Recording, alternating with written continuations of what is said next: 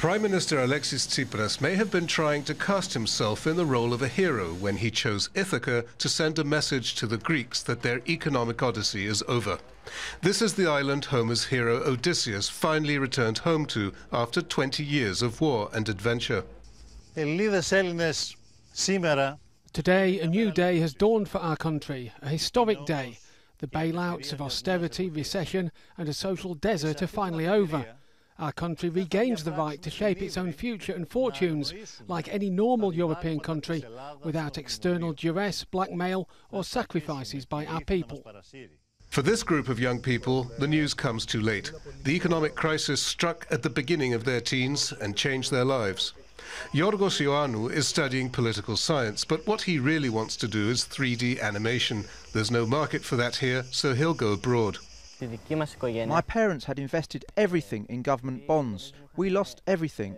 It had a huge effect on our psychology, and it immediately changed how we lived. It was as though you had flipped a switch. Stefanos Gonatas is studying molecular biology. The Greek genetics market is shrinking as people have fewer children, so he plans to end up in the United States or Canada.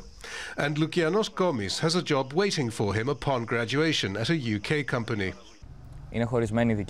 My parents are divorced. The moment I realized there was a crisis was when I watched my mother counting out money to pay utility bills. I thought I have to finish school and find a job quickly so I can help my family. I have two smaller siblings and they need a chance to grow up too. All three would prefer to stay in Greece. They just don't think this economy will produce the jobs they want, nor do they believe Greece's political elite can create that economy. At least 500,000 young, educated Greeks have emigrated over the past decade in search of better jobs, and that brain drain is likely to continue. Greece is forecast to grow by only about 2% a year for the next 5 years. But over the same period, it's obliged to spend at least 3.5% of its economy per year repaying debt.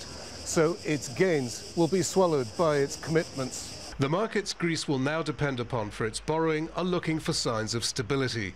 That includes keeping up debt payments. But not everyone believes it can. YIORGOS, Stefanos and LOUKIANOS all studied the Odyssey in school. They're well aware that Odysseus was the sole survivor of his homecoming expedition. All his men perished. Whether Tsipras has done enough to ensure Greece's survival, as well as his own political survival, remains in the lap of the gods.